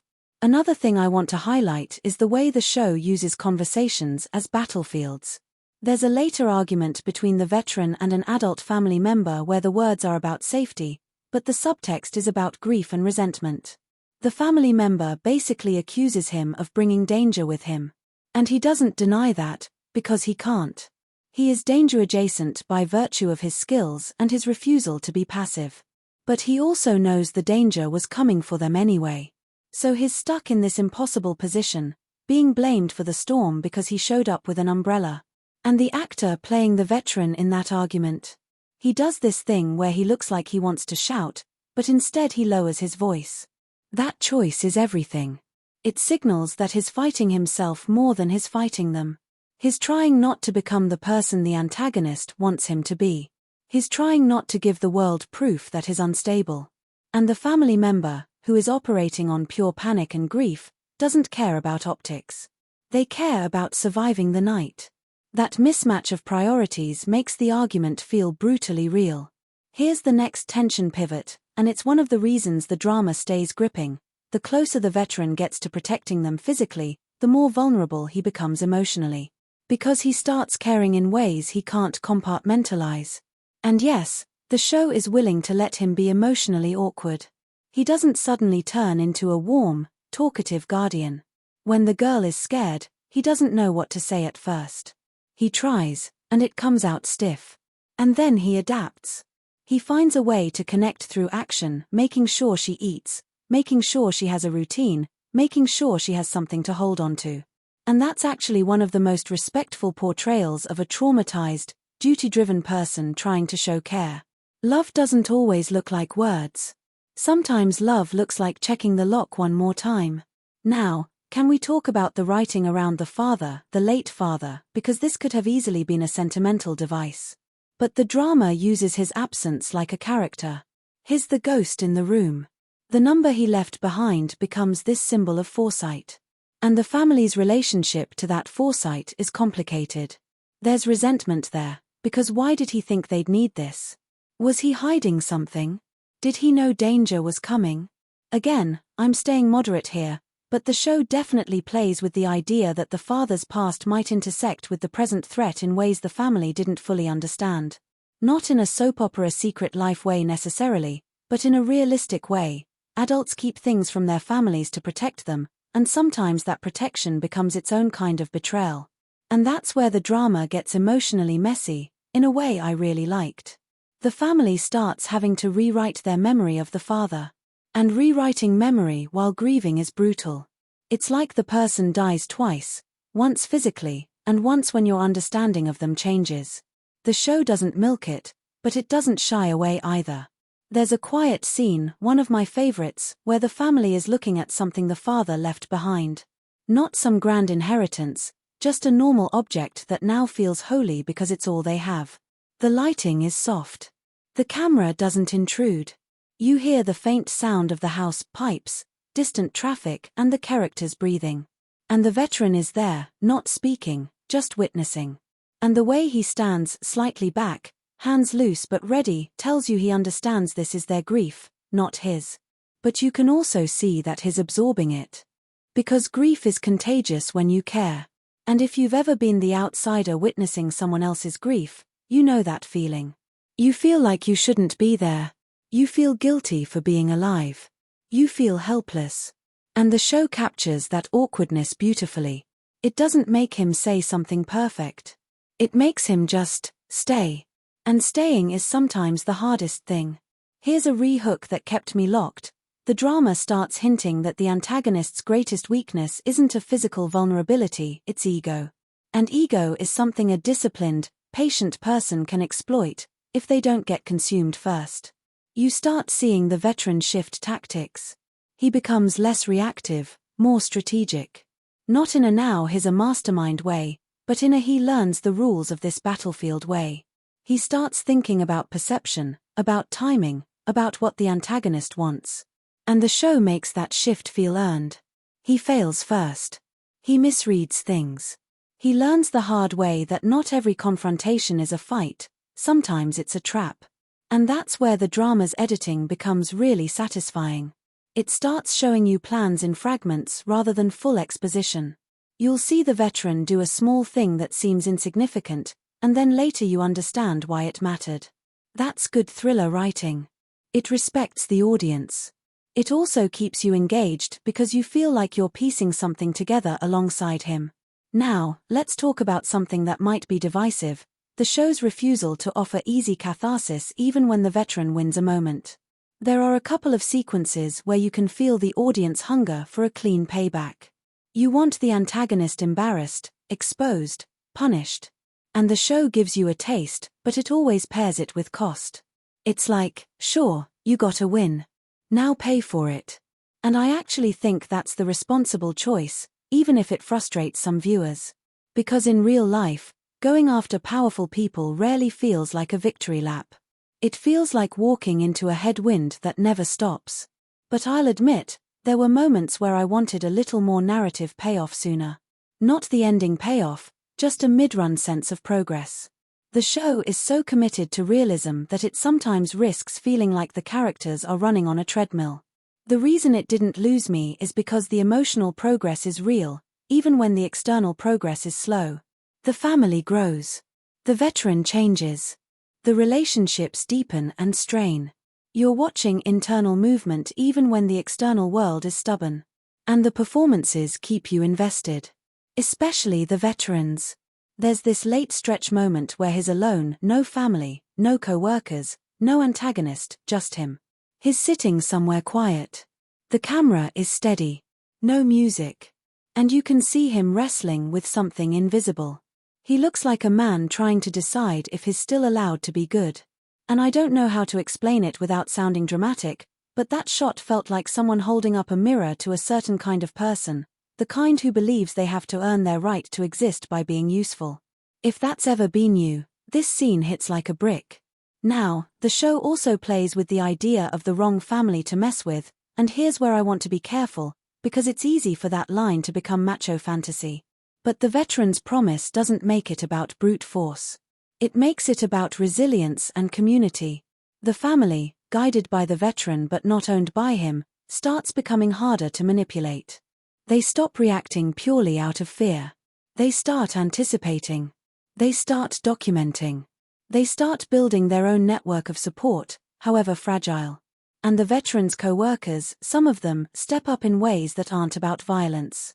They use skills from civilian life, logistics, observation, knowing how to read people. The show expands strength beyond fists and guns, and I really appreciated that.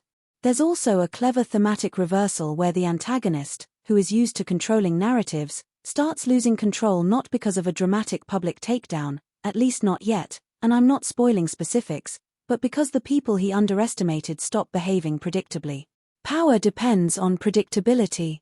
It depends on the idea that regular people will comply, will freeze, will retreat. When regular people become unpredictable, when they start refusing shame, refusing intimidation, power gets rattled. And the drama uses that to create tension that's not just physical. It becomes psychological chess. And that's where the show is at its best. Here's a rehook line that genuinely sums up my late-stretch obsession. The promise stops being about saving a family and starts being about whether the veteran can survive being the person who keeps it. Now, in terms of visuals, the late episodes get more contrast-heavy. More night. More hard edges. But there's also this occasional burst of warm light that feels almost cruel, like a reminder of what peace would look like if it were allowed to exist. There's a scene where sunlight hits the family's living room in a way that feels normal, almost nostalgic, and for a second you think, maybe they can have normal again. And then the show drops a sound, phone buzz, knock, distant car, and your stomach drops. That's such a simple trick, but it works because it's rooted in psychology. Once you've been threatened, normal becomes suspicious. Safety becomes fragile. The show makes you feel that in your body. Music-wise, the score starts introducing slightly more pronounced motifs, but still restrained. You'll notice a particular low chord that shows up when the veteran is about to make a morally compromising choice. It's not loud enough to call attention to itself, but it's like the show is whispering, careful. And I love when a score does that, guides you emotionally without screaming. Now, I want to talk about one more mini-scene retelling, because there's a later moment that absolutely seared into my memory. It's a scene where the veteran and the girl are in a car. Not moving. Just sitting. The interior is lit by a streetlight that makes everything look slightly sickly, like the world is tinted with worry. You can hear the faint tick of the cooling engine from some earlier drive, and outside, the street is too quiet. The girl is holding something small, maybe a toy. Maybe a keepsake, and she's turning it over in her hands like it's a prayer. The veteran is in the driver's seat, one hand on the wheel, the other resting on his thigh, fingers twitching just slightly. He's listening. Not to her, he's listening to the world. And then she asks him, quietly, if her dad was scared when he died. And the veteran doesn't answer right away. His throat moves like he swallowed something. The camera stays on his face, and you can see him making a decision, tell her a comforting lie, or tell her a gentle truth. He chooses something in between. He says something like, he loved you. That's what I know. And the girl nods, like she accepts it, but her eyes are wet anyway. And the veteran looks forward, blinking slowly, like he's holding back his own emotion because he can't afford to break in front of her. And I'm sitting there watching this and thinking, wow, the bravest thing he does in this drama might not be fighting anyone. It might be staying steady for a kid who's learning what loss feels like. That scene made me quiet. Like, phone down quiet. And I don't say that lightly. Now, let's address something that some fans might disagree with me on. I've seen people praise this kind of drama when it goes full righteous vengeance, and I get why. It scratches an itch. But I actually think The Veteran's Promise is strongest when it resists that itch. When it shows the temptation and then shows the damage. Because the moment you turn the veteran into a vengeance machine, you lose the thing that makes him compelling, his fight to remain human. That's the point. His humanity is the promise, not his ability to hurt people. That doesn't mean the show is timid. It's not. It has teeth. It lets him be dangerous when he needs to be. But it keeps asking, at what cost? And who pays it? Here's the next hook, because we're heading into the last stretch energy without spoiling the actual end.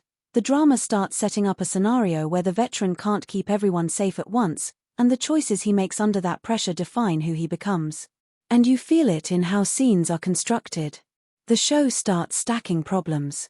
A threat here, a complication there, a personal relationship strain, a business crisis, a family breakdown.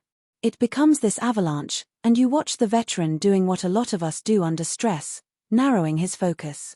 He becomes almost tunnel-visioned on the promise. Everything else becomes background noise. And that's dangerous, because tunnel vision keeps you moving, but it also blinds you to collateral damage. The family, meanwhile, starts having their own secret moments. Small conversations without him. Decisions made quietly. And you can tell the show is doing that intentionally, to remind you, they are not his mission. They are people with internal lives. Even when they rely on him, they still have thoughts he doesn't know. And when he finds out about some of those thoughts, it stings. Not because they're wrong, but because it reveals how lonely his role is. He's responsible, but he's not fully included. That's the protector curse. You're vital, but you're not necessarily in. And the antagonist exploits that. Isolation is a weapon. If he can isolate the veteran from his support network, isolate the family from each other, isolate truth from belief, he wins without firing a shot. The show understands that and builds tension around communication, missed calls, mistrust, the way information gets delayed or distorted. It's infuriating, but it's realistic.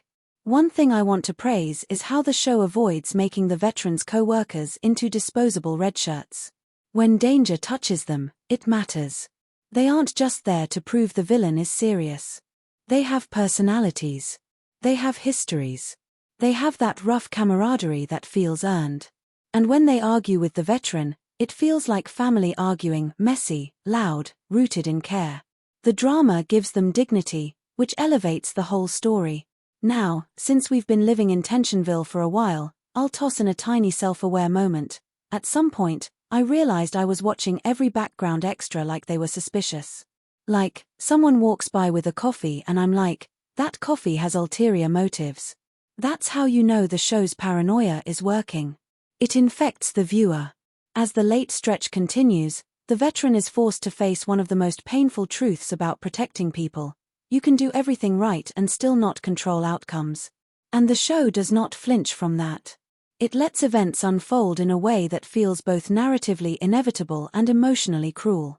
And I'm not going to detail the specific events, moderate spoilers means I won't describe the exact late-game consequences, but I will say, the drama earns its heavier moments. It doesn't drop tragedy for shock value. It builds it through cause and effect. Through exhaustion. Through pressure. Through the way power squeezes until something cracks. And when something does crack, the show doesn't rush past it. It lets characters react. It lets them spiral a bit. It lets them be messy. It doesn't tidy up grief in one episode. It understands that fear and grief don't have convenient runtime limits. Here's a rehook line that made me keep pressing play when I should have gone to sleep. The show starts making you wonder whether the promise will ultimately save the family physically, but cost them something else: innocence, trust, a sense of home. Because home becomes a complicated concept by the end. Home is no longer just a place. It's a feeling you can lose. The family's house stops feeling like shelter and starts feeling like a location that can be breached, physically, socially, legally. And the veteran, who never really had home in the soft sense after coming back, becomes even more untethered. The show visually reinforces that with more scenes in transit, cars, parking lots, anonymous corridors, motel-like spaces. Everything feels temporary, like the characters are living in parentheses. And the show's title keeps echoing. Promise. Promise. Promise. What is a promise worth when the world is designed to punish anyone who keeps one? There's also a late stretch beat where the veteran's moral code is tested in a way that isn't about violence, but about trust. Someone offers help, but the help comes with strings. The veteran has to decide whether to accept imperfect allies. And that's a key theme. Purity is a luxury. When you're fighting power, you don't always get to choose perfect hands. Sometimes you choose the hand that's available, even if you don't like it. And the show makes that choice feel grimy. It doesn't romanticize alliances. It shows the discomfort of it. Acting-wise, that's where the antagonist's side shines too, because you see how easily they can perform innocence. How easily they can make the veteran look paranoid. And the veteran, in turn, is forced to confront how paranoid he has become. Because when you're right about danger, paranoia feels like intelligence. But it can also eat you alive. Now, I want to touch on pacing again, because this is where some dramas rush and The Veteran's Promise mostly doesn't. It takes time to show characters making decisions, debating, hesitating. And I loved that, because it respects the weight of choice. But I'll also say there's one stretch where the show lingers a little too long on procedural back and forth. Not enough to ruin it, at least not for me, but enough that I could imagine a tighter cut making the tension even sharper. That's my main craft critique. Sometimes the show is so in love with its realism that it forgets that viewers can feel realism without seeing every single step. But again, the performances save it. When the writing slows, the actors fill the space with subtext. A look. A pause. A sigh that says, I don't know what I'm doing anymore. Here's a question that kept nagging at me in the best way. If the veteran loses the promise, if he can't keep it, does he lose himself?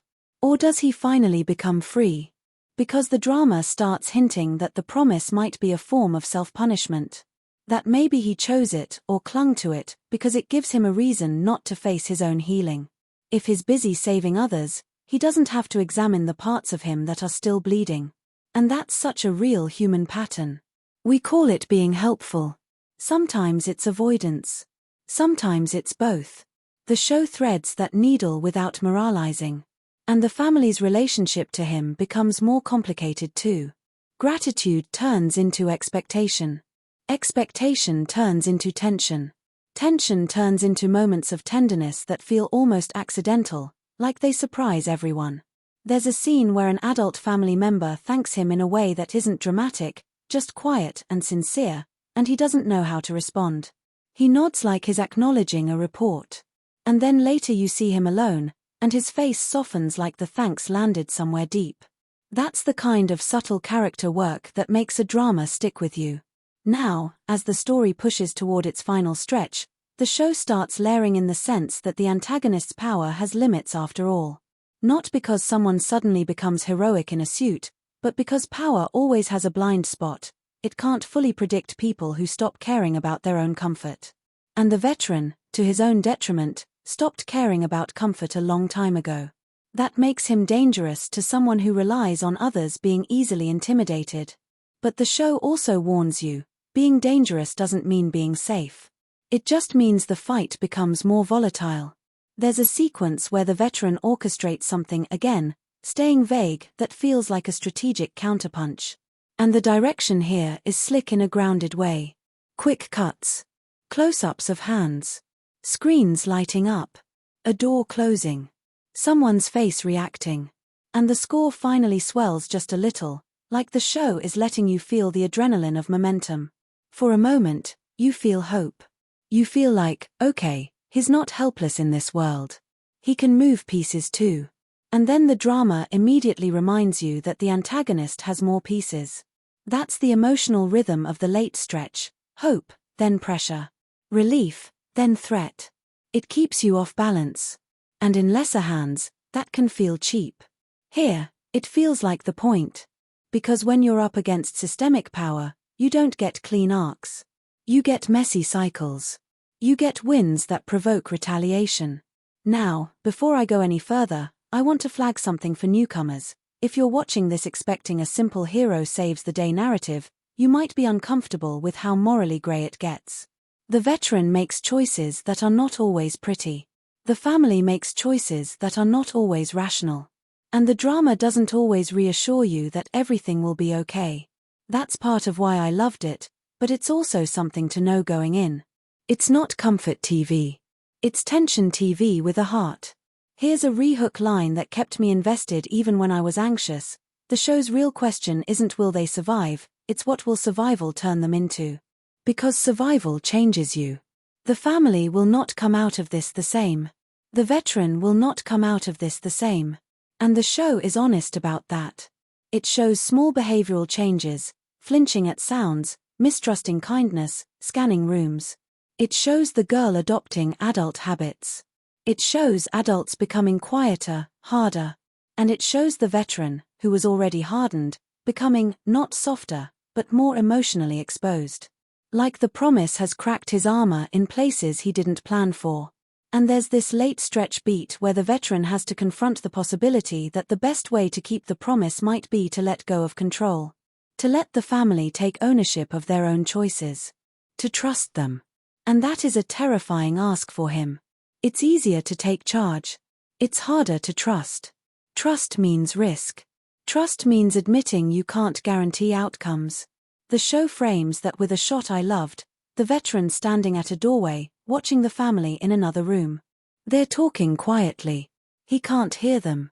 The doorway frames him like a literal boundary. He's the threshold. And for once, he doesn't cross it. He just stands there, letting them have their space. And that, to me, was one of the most powerful growth moments, not because it's dramatic, but because it's him recognizing that protecting people also means respecting their autonomy. Now, I'm going to keep moving forward. But I'm going to pause at a natural breath again because the next phase is where the drama starts threading its endgame energy, reveals and consequences, and the kind of final stretch tension where every conversation feels like it could be the one that breaks someone. And I want to step into that carefully without tipping into full spoiler territory, especially because the show's impact depends so much on the emotional uncertainty of that last run, and the way it builds that uncertainty is through the sequence of choices that feel small in the moment but enormous in hindsight, starting with a decision the veteran makes that seems practical at first, until you realize what it costs him internally, starting with a decision the veteran makes that seems practical at first, until you realize what it costs him internally. Because that's the kind of drama this is. It doesn't usually announce the turning points with fireworks. It slips them into a quiet scene, into an of course that makes sense choice, and then 2 episodes later you're like, wait a second, that was the moment he traded a piece of his soul for a piece of safety. And the show doesn't judge him for it. It just shows the exchange. So the veteran makes this move that's basically about minimizing risk. He starts tightening the circle. Less communication with outsiders. Fewer places the family goes. Fewer people who know where they are. It's classic protective logic, reduce exposure. And at first it even feels soothing as a viewer, because you're like, yes, good, lock it down, stop giving the antagonist entry points. But then the show does this quiet, devastating thing. It shows the family starting to feel like prisoners in their own lives. The kid can't just be a kid. The adults can't just grieve, they have to strategize. The house starts to feel smaller. The air starts to feel used up. And the veteran notices it. You can see him notice it. There's a moment where the girl is staring out a window like she's watching a world she's not allowed to touch, and the veteran catches that look, and his face flickers. It's not regret exactly. It's recognition. He understands what he's doing. He understands that safety can become suffocation. And the tragedy is, he doesn't know another way. He knows how to keep people alive. He doesn't know how to keep people whole. Here's what kept me leaning forward at this point. The show starts making you question whether the promise is supposed to be kept literally, or whether the deeper promise is something else entirely. And this is where the writing gets bold with subtext, because the title starts to feel like it has multiple meanings. The veteran's promise could be the obvious one: protect the family, answer the number, don't abandon them. But the drama also keeps hinting that he made a promise to himself when he came home, even if he never said it out loud. A promise to build a life. A promise to be normal. A promise not to become the person he had to be in war. And now those promises are colliding head-on.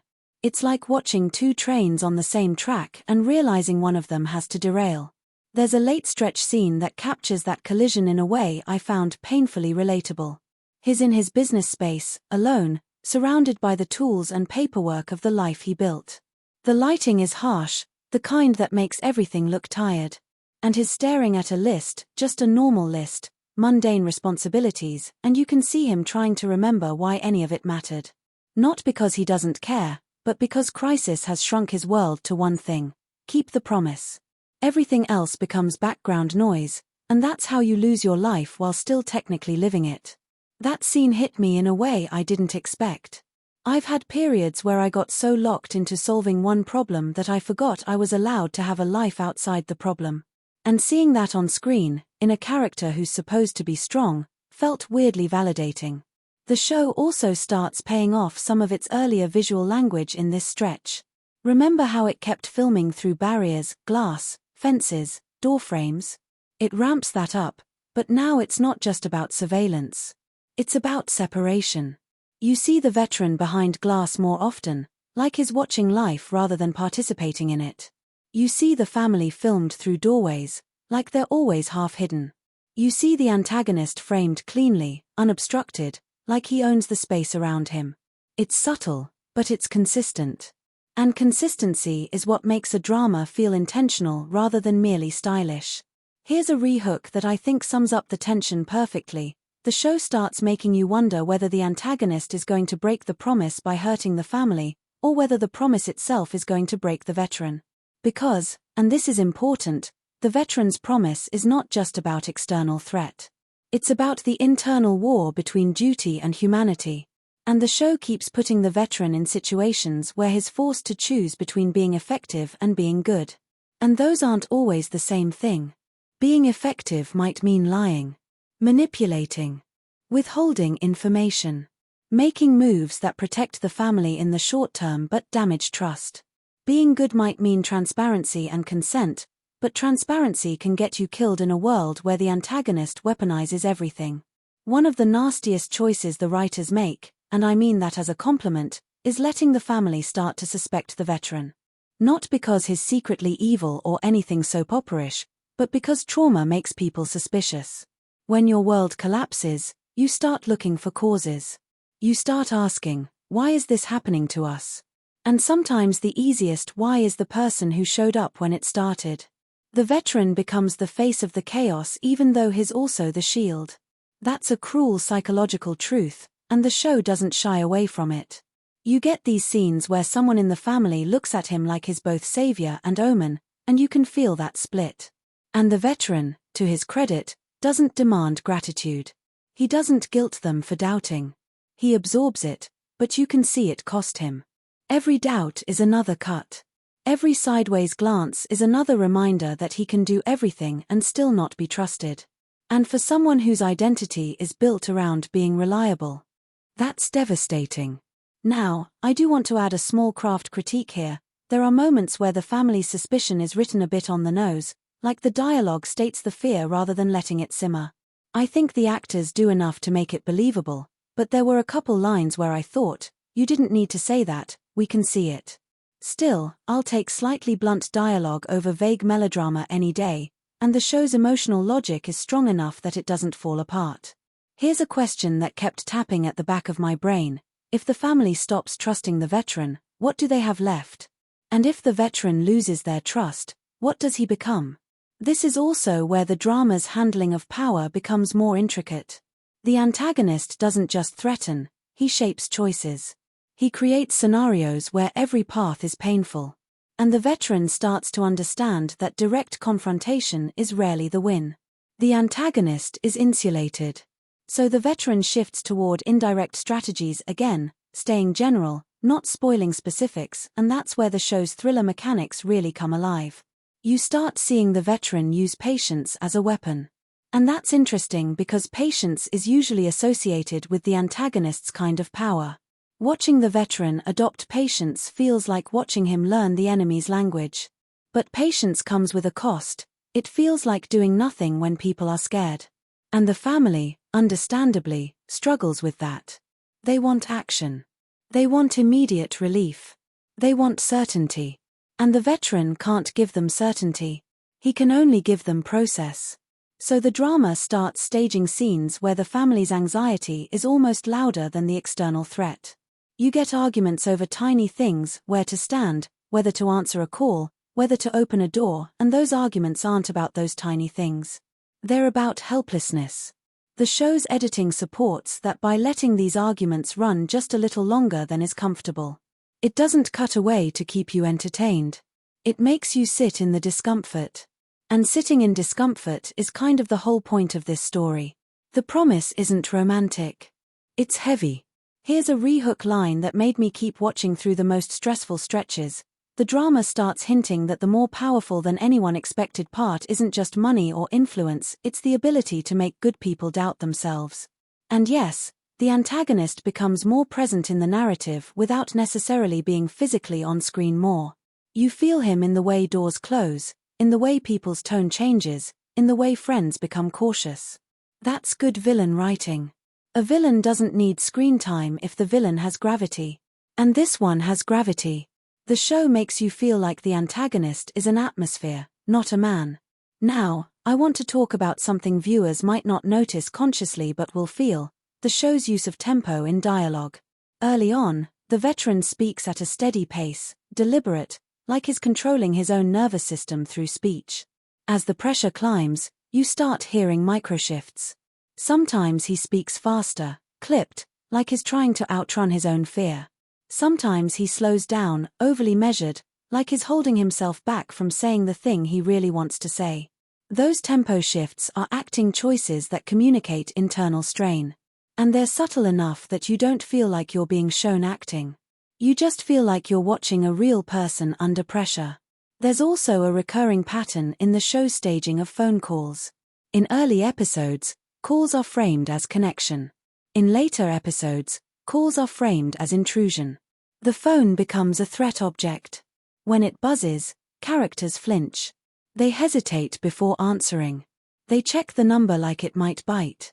And the veteran's relationship with the phone changes too.